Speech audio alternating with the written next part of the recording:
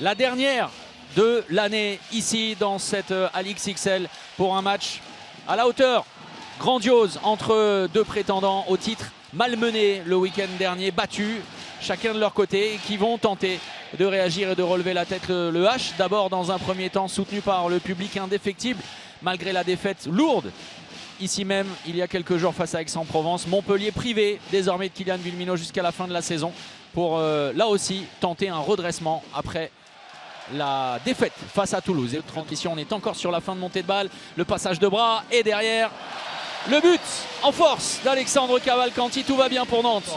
Brian Monté, l'écartement important. Brian Monté sur une position de demi-centre qui va tranquillement dans un fauteuil asseoir tout le monde comme tout à l'heure. Oui. Sur cette volonté de trouver Jérémy Toto. Il se trompe, superbe intervention de Rokovnicek, le réflexe. Et qui se rattrape le Slovène hein, parce que la passe, Lucas Pelas très vite. Et derrière la fermeture d'Ivan Pešić qui est resté solide sur son premier poteau. Il va falloir tirer, Valentin Porte, attention. Oh, superbe. Ah oui. Le brio du mago Diego Simonette. Oh là, décidément, hein, Charles Bolsinger qui voit tous les ballons lui échapper.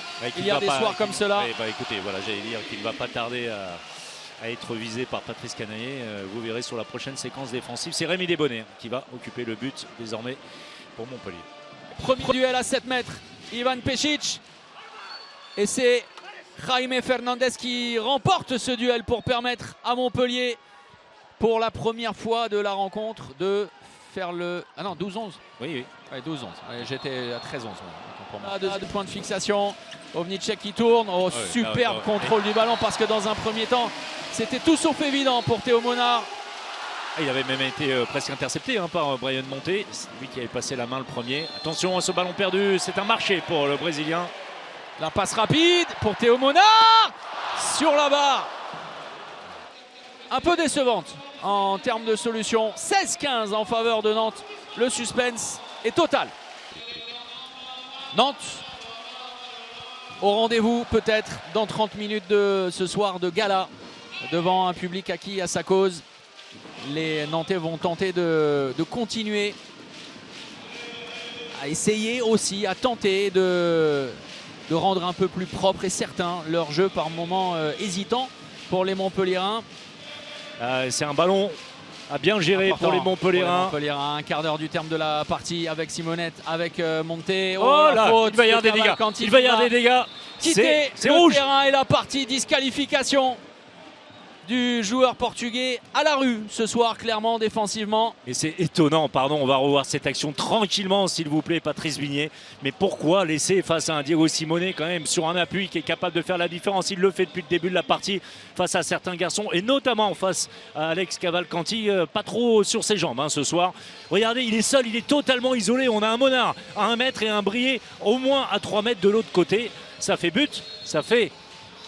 Montpellier a 21 buts qui revient à un but seulement de Nantes et puis ça fait surtout une solution en moins en défense. Ça c'est très bien joué, très subtil, très intelligent de la part de l'ex de la maison et la réponse immédiate de Jaime Fernandez. Simonette avec Fernandez, le tir contré. Oh, le ballon n'est pas entré, le réflexe énorme d'Ivan Pešić qui a complètement changé ses appuis pour détourner ce ballon qui prenait le chemin du but et derrière Nantes reprend les devants. Quelle action incroyable malgré des blessures, malgré des absences. Montpellier qui prend l'avantage dans cette partie. 26e but inscrit par Marco Panic. Oh, attention, c'est Coldi Odriozola qui retourne premier poteau, ça c'est mieux, il y a des dégâts entre Aymeric Mine et c'est Valentin, hein. Non pas Valentin, Diego Simonette. Ça va aller pour Aymeric qui se relève, Diego aussi, tant mieux pour les deux garçons. Je sais que tu sais, que je sais que tu sais. Ouais. Voilà le jeu du chat et de la souris. La montagne, Charles Bolsinger qui effleure le ballon, mais Julien Boss réussit son coup en redonnant l'avantage à Nantes. Le jeu de supériorité numérique. Oh, ça va vite. Ça va vite. Nantes a la possibilité. Nantes a la possibilité. Incroyable. Incroyable dénouement. C'est fou. C'est dingue. C'est sensationnel!